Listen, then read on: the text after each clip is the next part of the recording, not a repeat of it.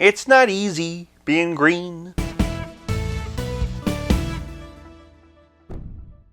Today, I'm taking a look at the McFarlane Toys DC Direct Superpower, Sinestro, and Hal Jordan Green Lantern. Starting with the packaging, we have our classic style Superpowers blister cards. It's cool because if you put them side by side like this, it's like they're charging at each other. I love this nice classic Sinestro artwork, as well as the artwork for Hal. Flipping them around, we can see just how big the collection's grown, and then down here are some of the vehicles. If you want to learn more about Sinestro, you can pause here, and if you want to learn more about Hal Jordan, pause here. Even times when I haven't loved the figures, these retro style blister cards are one of my favorite parts of the line, and I get a real kick out of how they use the classic 90s version of the McFarlane logo. For packaging, I'm giving Sinestro and Green Lantern 5 points. Moving on to presentation, and Green Lantern stands at 4.5 inches, whereas the insidious Sinestro towers over him at a staggering 4 3/4. At a glance, and that height disparity might seem like an issue, but it's actually a feature and not a bug. As I've discussed on the channel before, canonically, Sinestro is supposed to be 6'7", so for me it's kinda nice to see a Sinestro actually closer to what he's supposed to look like. Not only that, but I've always had a soft spot for this classic design. He's a villain we've been sorely missing, and I'm pretty happy with what I'm seeing. From the top, he's got those devilish pointed ears and the widow's peak and the archy eyebrows, and lest we forget that pencil mustache. Because this is an original figure and not a repaint, the collar is sculpted, though I will say the paint is a little bit sloppy on mine. Moving down, the belt is a separate sculpted piece, but it's a little bit crooked and a little bit sloppy. He's also got this nub on the side, which I'm guessing is a holdover from the injection molding, but that bright yellow ring is nice and crisp. Otherwise, he has his blue shorts and his boots. Hal, on the other hand, is a bit of a conundrum, and I'm not gonna lie, I have some mixed feelings. On the one hand, I absolutely love the sculpt, but that's because it's pretty much just a copy of the original, in the same way that Detective Batman is pretty much just the Kenner Batman. If you look at the hair, for example, the new one isn't quite as detailed, and in general, some of the harder lines of the original are a bit softer here. There are also some slight differences in the lantern holding hands. Even so, the similarities are unmistakable, except for one thing: the colors. The original has that bright Crayola emerald green that we usually associate with the character. The new one, however, has this warmer, almost mossy green. On its own, it wouldn't be a problem, except for one minor issue. We've already got another Green Lantern in this line, and well, now they don't match. He matches well enough with the original, which is a 40-year-old figure, but not the brand new one. There's a Kilowog coming out that matches this Hal Jordan, so I guess this is the green that they're going with moving forward. If we get other lanterns in this line, like Kyle, Guy, Jessica, or Baz, as long as they match, I guess that's okay. And with McFarlane coming out with a DC Multiverse version of Jon Stewart's classic look, maybe we'll get an updated one here, but for now, I can't help but find it a little bit vexing, especially since this original Superpowers figure is part of why I associate this shade of green with the character. That said, I'd be remiss if I didn't point out that there is some sloppy paint on my Hal, but fortunately the logo and mask are nice and clean. I love this Sinestro, and I'm happy to finally be adding him to my Superpowers collection, and I'm very impressed by the effort that McFarlane Toys made to recreate the look and feel of the original Green Lantern figure. I might not love the green that they use, but it's not the end of the world, but I am a bit let down by the increased painting issues that I am seeing coming out of the company. For presentation, I'm giving Hal and Sinestro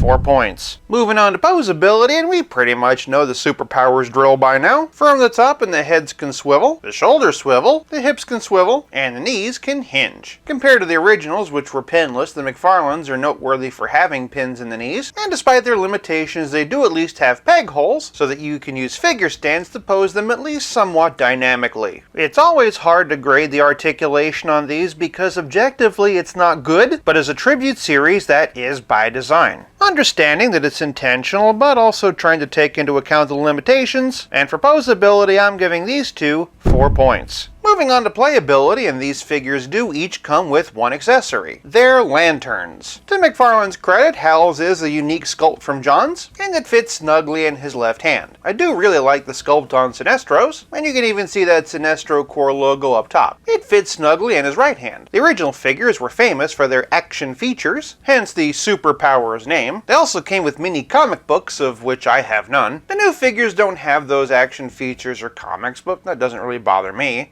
That's because playability is more than accessories, it's also about how well your figures play with others. Kicking things off with the Green Lanterns, and here we have side by side with Hal again. Obviously Sinestro looks good with either. And then once again, and here we have John. As for Hal's other super friends, and here we have the original Kenner Superman. Hopefully this body is going to be next on the list for McFarlane to reintroduce. Though as often as McFarlane uses their own Superman here, it's kind of hard to say. Either way, it is starting to look kind of dated compared to the better figures that they're coming out with now. To see what I mean, and here's the original Kenner Batman, and then here we have McFarlane's detective style update. Now compare that to Hush Batman from McFarlane's Superpowers Series 1. For other members of the Bat family though, and here we have the original Kenner Robin. I could definitely use a better copy of him. Otherwise, and here's the repainted Tim Drake with a custom third-party cape, and Nightwing, which uses the same body as John Stewart. Rounding out the Trinity though, and here we have Wonder Woman by Kenner and Wonder Woman by McFarlane. Here we have the Flash by Kenner, and this one by McFarlane,